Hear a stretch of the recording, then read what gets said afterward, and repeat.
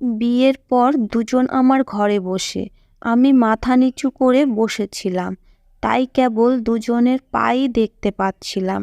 আমি আশ্চর্য হয়ে ভাবছিলাম, আমার স্বামীর সাথে এটা কে, তাও রাতে এই সময়ে।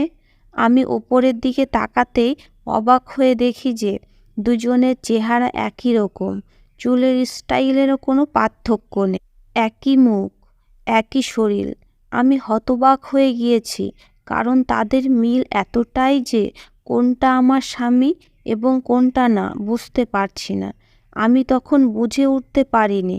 হঠাৎ একজন আমার কাছে এসে হেসে বলল, বলো তো তোমার স্বামী কোনজন? আমি কি উত্তর দেব বুঝতে পারছি না। আমি কেন, এই উত্তর কেউই দিতে পারবে না, কেননা তারা দুজন এতটাই একই রকম যে তাদের মধ্যে কোনো পার্থক্য নেই।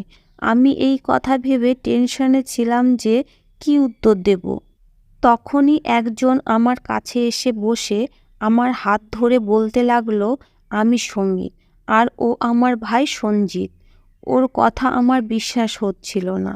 এটা আমার জন্য একটা বড় সমস্যা। আমি জানতাম না যে সমীরের একটা যমজ ভাই আছে। আমি শুনেছিলাম সমীররা দুই ভাই, কিন্তু তারা যে যমজ সেটা আমি জানতাম না। কারণ শাশুড়ি যখন আমাকে দেখতে আসেন তখন তিনি বলেছিলেন তার এক ছেলে বিদেশে থাকে, তার নাম স্বপন, যেন ও এখানে সেটেল হয়ে যায়। কিন্তু ও শোনে না। আমার মনে হচ্ছে যে নিজেকে সমীর বলে আমার হাত ধরে আছে, ও আমার দেওর না তো, ওরা মজা করে এই সব করছে। কিন্তু আমি খুব চিন্তায় পড়ে চুপচাপ বসে রইলাম।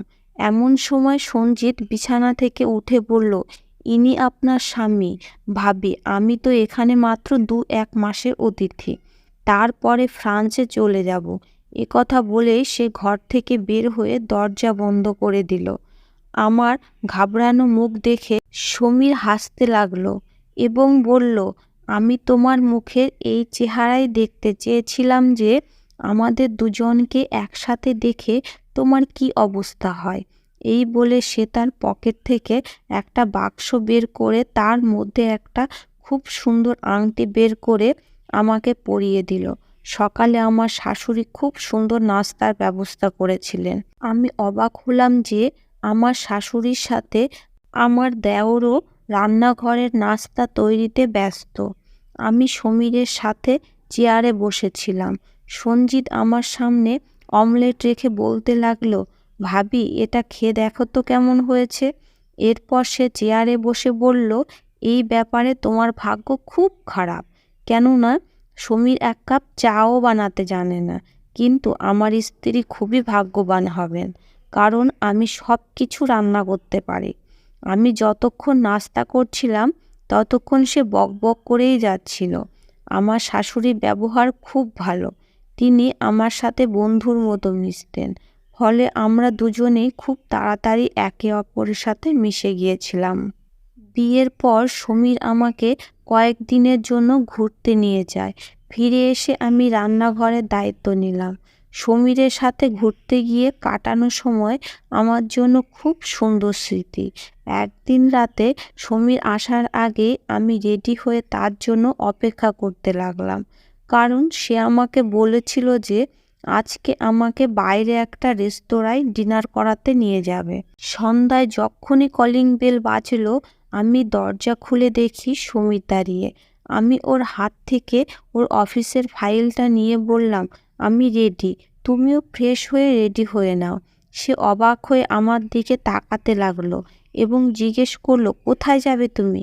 আমি বললাম, দেখো, অজুহাত বের করার চেষ্টা করো না। তুমি নিজে আমাকে সকালে বলেছিলে যে তুমি রাতে ডিনার করাতে আমাকে নিয়ে রেস্টুরেন্টে যাবে। এই কথাটা শুনে তিনি হাসতে লাগলেন এবং বললেন যে আমি কিনা বলেছি নাকি। এরপর সে বলতে লাগলো, চলো এখনই যাই, পরে হয়তো আমার মত পরিবর্তন হয়ে যেতে পারে।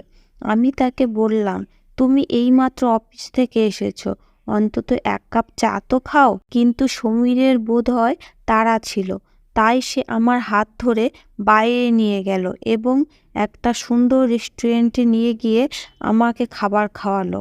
আইসক্রিম খাওয়ালো। তারপর আমরা দুজনে বাড়ি ফিরে আসি। আমরা ঘরে ঢোকার সাথে সাথে দেখি সঞ্জিত শাশুড়ির সাথে বসে আছে। ও আমার দিকে তাকিয়ে হাসছে, কিন্তু ওর হাসির কারণ আমি বুঝতে পারছিলাম না। সমীরও জোরে জোরে হাসতে হাসতে আমার শাশুড়ির কাছে গিয়ে বসে পড়ল।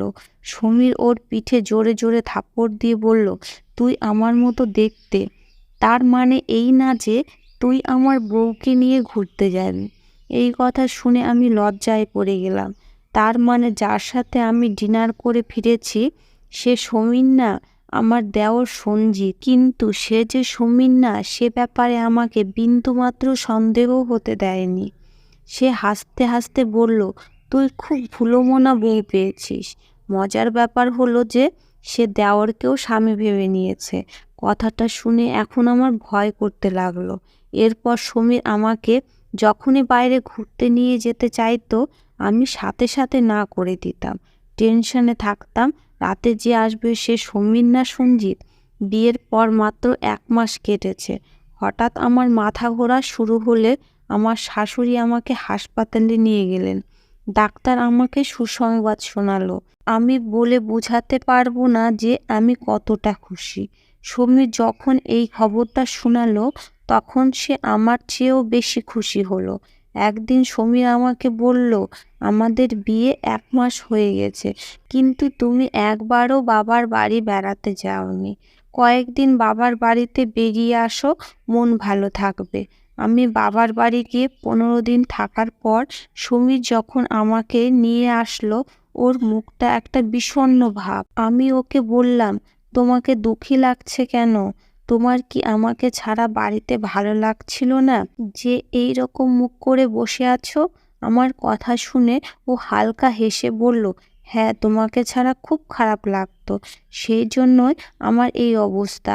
আমি ওর সাথে ফিরে আসি। আমি ভেবেছিলাম যে সে আমাকে ছাড়া একলা কিভাবে দিনগুলো পার করেছে এই কথা আমাকে বলবে, কিন্তু সে চুপচাপ গিয়ে সোফায় শুয়ে পড়ল। এটা দেখে আমি অবাক হয়ে বললাম, সমীর, কি হয়েছে? তুমি সোফায় কেন? তখন ও বলতে লাগলো, আমার মাথা ব্যথা করছে, আমি ঘুমাতে চাই, তুমি ঘুমাও। কিন্তু আমি উঠে তার কাছে গেলাম। আমাকে তার কাছে আসতে দেখে জিজ্ঞেস করলো, কি হলো? বললাম, সমীর, আমার উপর রাগ করেছো? এতদিন আমি বাবার বাড়িতে ছিলাম বলে সেই জন্য তুমি একলা ঘুমাচ্ছ? আমার চোখ অনিচ্ছা সত্ত্বেও ভিজে উঠছিল। আমি ওকে আমার ভালোবাসা জানাতে চাইলাম। দিকে তাকিয়ে বলল, আমি তোমার উপর রাগ করব কেন? বাবার বাড়িতে কয়েকদিন বেড়ানো তোমার স্বাস্থ্যের জন্য ভালো। তারপর আবার বলল, তুমি যাওয়ার পর আমি তোমার রিপোর্ট নিয়ে ডাক্তারের কাছে গিয়েছিলাম।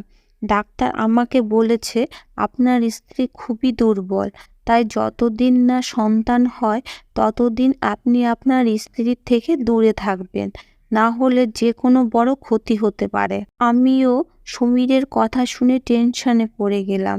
ও আরও বলল, তাই আমি চাই পুরো সময়টা তোমার সাবধানে থাকা উচিত। তুমি বিছানায় আরামে ঘুমাও, আমি সোফার উপরেই ঘুমাবো। সকালে সমীর অফিসে যাওয়ার কিছুক্ষণ পরে সঞ্জিত বাড়িতে এসে চুপচাপ শাশুড়ির পাশে বসে খাবার খেতে লাগলো আর বলল, মা, আমাকে এখন যেতে দাও। আমাকে দিব্যি দিয়ে আটকে রাখছো কেন? আমি তো তোমার আগেই বলেছি যে আমি ফ্রান্সে গিয়ে ওখানে সেটেল হতে চাই। শাশুড়ি বলতে লাগলেন, বিয়ে না করা পর্যন্ত আমি তোমাকে ফ্রান্সে যেতে দেব না। তখন সে বলতে লাগলো, আমি এখনো 2-4 বছর বিয়ে করতে পারবো না। যখন বিয়ে করব তখন ফিরে আসব। এটা শুনে আমার শাশুড়ি কাঁদতে লাগলেন।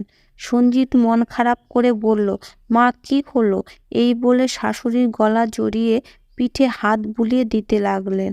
আমার শাশুড়ি বললেন, তোমরা দুজন আমার ছেলে, আমার আর কোনো সন্তান নেই। আমি শুধু তোমাদের দুজনকেই সুখে দেখতে চাই। তুমি বিদেশে গেলে 3-4 বছর আগে, নিজের মুখ দেখাও না। আমার শাশুড়ি তার জায়গায় ঠিকই ছিলেন। সঞ্জিতেরও উচিত এখানে সেটেল হওয়া। সঞ্জিত আমার দিকে তাকিয়ে বলল, ভাবি, দয়া করে তুমি মাকে বোঝাও। আমি তাকে বললাম, শাশুড়ি মা তো ঠিকই বলছেন, তুমি ফালতু জেদ করছো কেন? উনি চান না যে তুমি বিদেশে থাকো, তাই তোমার উচিত এখানে একটা ভালো চাকরি খোঁজা। আমার কথা শুনে সে বলতে লাগলো, থাক ভাবি, তুমি পারবে না। আমি সমীরকে বলবো, ও যেন মাকে বোঝায় আমার ফ্রান্সে যাওয়া কতটা জরুরি। এই বলে সঞ্জিত উঠে দাঁড়ালে আমার শাশুড়ি বললেন, ঠিক আছে, তাহলে যাওয়ার আগে আমার মরা মুখ দেখবি। এটা শুনে সঞ্জিত ছলছল নয়নে মায়ের দিকে তাকিয়ে তারপর নিজের ঘরে চলে গেল। কিছুক্ষণ পর হাতে একটা ফাইল নিয়ে ফিরে এলো। আমার শাশুড়ি রেগে গিয়ে বললেন, এটা কিসের ফাইল? তুমি আমার কথা বুঝতে পারছো না? আবার যাওয়ার প্রস্তুতি নিচ্ছ? আমার দেওর রেগে গিয়ে বলল, না, তুমি যেতে দেবে না, তাই এখানেই চাকরি খুঁজছি, আমি যাচ্ছি না। এই কথা শুনে আমার শাশুড়ি স্বস্তি পেলেন। রাতে সুমির বালিশ তুলে সোফায় যেতে লাগলো। আমি ওর হাত ধরে বললাম, এখানে আমার সাথে বসো, আমি তোমার সাথে কিছু কথা বলতে চাই। ও আমার কাছে বসলে আমি বললাম, আর মাত্র কয়েক মাস বাকি নতুন অতিথি আসার, এখন ওর জন্যে কিছু জিনিস কিনা দরকার। এই কথা বলে আমি সমীরের কাঁধে মাথা রাখলাম, কিন্তু আমি যা আশাও করিনি তাই হলো। এক ঝাঁকুনি দিয়ে ও আমার কাছ থেকে সরে গেল। ওর কাণ্ড দেখে আমি অবাক হয়ে গেলাম। আমি ওকে জিজ্ঞাসা করলাম, কি হয়েছে? প্রথমে ও কিছুই বলল না, তারপর বলল, আমি তোমাকে টাকা দিচ্ছি, তোমার যা যা দরকার কিনে নিও। আজকাল আমি অফিসে খুব ব্যস্ত, তাই আমি কোথাও যেতে পারবো না। সকালে একটু দেরি করে ঘুম থেকে উঠে দেখি সমীর অফিসে চলে গেছে। আমি যেহেতু প্রেগনেন্ট, তাই সমীর আমাকে কোনো কাজ করতে দিত না। ও আমাকে না ডেকে অফিসে চলে যেত। ও আমার খুব যত্ন নিত। দুপুরে সঞ্জিত বাসায় এসে বলল সে চাকরি পেয়েছে। কথা শুনে আমার শাশুড়ি খুশি হলেন। সঞ্জিতের মাথায় হাত রেখে অনেক আশীর্বাদ করলেন। তারপর আমাকে বললেন, তাড়াতাড়ি এর জন্য একটা মেয়ে খুঁজতে হবে, এই মাসে আমি ওর বিয়ে দিয়ে দেব। এই কথা শুনে সঞ্জিত রেগে গিয়ে বলল, আমি এক্ষুনি বিয়ে করতে চাই না। তুমি যদি এই কথা আবার বলো বা চেষ্টা করো, তাহলে আমি ফ্রান্সে চলে যাব। এতে তুমি রাগ করলেও আমার কিছু করার নেই। আমি ভাবলাম ওর হয়তো ফ্রান্সের কোনো মেয়েকে পছন্দ হয়েছে, তাই সে এত রাগ করছে। ওকে জিজ্ঞাসা করতে হবে। তাই সন্ধ্যায় চা বানিয়ে নিয়ে ওর রুমে গেলাম। আমাকে দেখে উঠে ও চা নিয়ে বলতে লাগলো, ভাবি, এখানে আসার কি দরকার? আমি নিজেই বাইরে এসে নিতাম। নিজের খেয়াল না রেখে কেন আমার জন্য চা বানাতে যাচ্ছ? সমস্যা নেই, এটা এমন কিছু বড় কাজ না, বলে আমি ওর বিছানায় ওর পাশে বসলাম এবং ওকে বললাম, যদি সত্যি কথা বলো তবে তোমাকে একটা কথা জিজ্ঞেস করব। তুমি কি ফ্রান্সের কোনো মেয়েকে পছন্দ করো, যার জন্য তুমি বিয়ে করতে চাইছো না? আমার কথা শুনে ও কিছুক্ষণ আমার দিকে তাকিয়ে থাকলো। তারপর বলল, হ্যাঁ, আমি একটা মেয়েকে পছন্দ করি আর ওকেই বিয়ে করতে চাই। আমি ওর কথা শুনে আচ্ছা বলে হাসতে লাগলাম। তারপর আমি বললাম, ঠিক আছে, আমি মাকে মেয়েটির কথা বলবো, রাজি করাবো। তখন সঞ্জিত বলল, ও এখানে কখনোই আসবে না। তার থেকে তুমি মাকে রাজি করাও, যাতে আমাকে ফ্রান্সে যেতে দেয়। এই কথা শুনে আমি টেনশনে পড়ে গেলাম, কেননা মা তো এই কথায় কখনো রাজি হবেন না। 1 মাস পর আমার একটা ছেলে হলো। আমি খুব খুশি। শাশুড়ি তো তার নাতনিকে দেখে খুশিতে পাগল হয়ে যাচ্ছিল, কিন্তু সমীর খুব চুপচাপ বসে আছে। সে বারবার ছেলের দিকে তাকাতো, তারপর অন্যদিকে চোখ সরিয়ে নিত। ছেলের বয়স 2 মাস হয়ে গেছে। আমি লক্ষ্য করলাম যে সমীর সোফাতেই ঘুমায়। সে বলতো, আমি বিছানায় ঘুমালে ছেলের অসুবিধা হবে। কিন্তু একদিন আমি বিরক্ত হয়ে সমীরকে বললাম, আমি কিছু জানি না, আজকে তুমি আমার সাথে ঘুমাবে। এটা শুনে ওর মুখের রং পাল্টে গেল। আমি ওর হাত ধরে বললাম, তোমার কোনো বাহানা আমি শুনবো না। তুমি কেন আমার থেকে দূরে সরে থাকছো? সুমির যখন আমার হাত থেকে ওর হাত ছাড়িয়ে নিল তখন ওর চোখ থেকে জল পড়ছে এবং সে বলতে লাগলো, আমি নাটক করতে করতে ক্লান্ত হয়ে গেছি। আমি সমীর না, আমি সঞ্জিত। এই কথা শুনে আমার রাগ হয়ে গেল। এত বড় রসিকতা এরা কিভাবে করতে পারে? রাতে এই সময়ে সমীর ওকে কিভাবে পারমিশন দিল আমার রুমে আসার? আমি বললাম, তোমার লজ্জা করে না? তুমি এই সময় আমার রুমে কেন? সমীর কোথায়? আমি ওর সাথে আর কথা বলবো না। সে কিভাবে তোমাকে এই সময় আমার রুমে আসতে দিল? আমি এতটাই রেগে গিয়েছিলাম যে বাইরে যেতে শুরু করলে সঞ্জিত আমার হাত ধরে বলতে লাগলো, ভাবি, আগে আমার কথাটা শোনো। সে আমাকে যে কথাটা বলল তাতে আমি চারিদিকে অন্ধকার দেখতে লাগলাম। সে বলল যে, ভাবি, তুমি যখন বাপের বাড়ি গিয়েছিলে তখন আমি আর সমীর একসাথে একটা গাড়িতে করে ঘুরতে যাচ্ছিলাম। তখন পথে আমাদের দুর্ঘটনা ঘটে এবং আমাদের গাড়িটি উল্টে যায়। তারপর ও হাউমাউ করে কাঁদতে শুরু করে এবং বলে যে সুমির সঙ্গে সঙ্গে সেখানেই মারা যায়। এ কথা শুনে আমি কয়েক পা পিছিয়ে আমার মুখে হাত রাখলাম। আমার মনে হচ্ছে ও আমাকে মৃত্যুদণ্ড দিচ্ছে। আমি বললাম, তুমি মিথ্যা কথা বলছো, এটা হতে পারে না। আমি তো প্রতিদিন, এই বলে আমি চুপ হয়ে গেলাম। মনে পড়তে লাগলো এই 8 মাস আমি সমীর আর সঞ্জিতকে একসাথে দেখিনি। সমীর অফিসে গেলে তবেই সঞ্জিত আসতো। রাতে সমীর এসে বলতো সঞ্জিত তার বন্ধুর সাথে আছে, বাড়ি ফিরতে দেরি হবে, ওর কাছে বাড়ির চাবি আছে, সে নিজে এসে ঘুমাবে। সঞ্জিত আরও বলতে লাগলো, আমি কয়েক মাস থেকে সঞ্জিত আর সমীর হয়ে তোমাদের সামনে আসছি, কারণ আমার মা এই ধাক্কা সহ্য করতে পারবে না।